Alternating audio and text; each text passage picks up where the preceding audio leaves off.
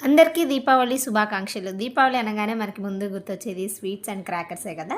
So, నేనైతే ఈరోజు దీపావళికి మా ఇంట్లో గులాబ్ జామ్ చేశాననమాట. సో, ఎక్కువగా దీపావళికి గులాబ్ జామే చేస్తూ ఉంటాను. మా పిల్లలు ఇంకా అడుగుతూ ఉన్నారు గులాబ్ జామ్ చేయి మమ్మీ అని. ఇంకా గులాబ్ జామ్ చేశాననమాట.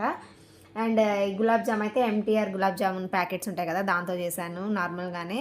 పాలు వేసి కలిపేసి ఇక చిన్న చిన్న బాల్స్ లాగా చేసి డీప్ ఫ్రై చేసి, ఆ తర్వాత షుగర్ సిరప్‌లో వేసేసాననమాట. ఒక సైడ్ ఫ్రై చేస్తున్నాను.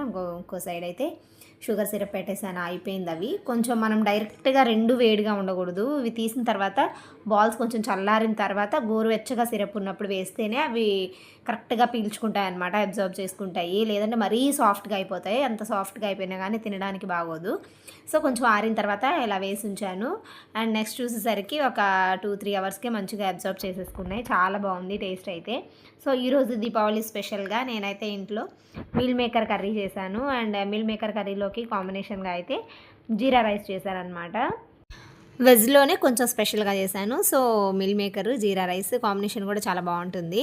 ఒకసారి ట్రై చేసి చూడండి. అండ్ జీరా రైస్ అయితే ఫుల్‌గా నెయ్యి వేసి చేశాను. చాలా బా వచ్చింది. చాలా ఇష్టంగా కూడా తింటారు మా పిల్లలు. సో, బాస్మతి రైస్ తోటి జీరా రైస్ చేశాను. అండ్ మిల్ మేకర్ కూడా మంచి ప్రోటీన్ కదా! మరి ప్రోటీన్ కూడా అంత ఎక్కువగా కూడా తీసుకోకూడదనమాట మిల్ మేకర్ అయితే. సో, మనం లిమిటెడ్‌గా తింటే బానే ఉంటుంది. అండ్ అందరికీ be safe and happy Diwali once again. Thank you so much. Bye bye.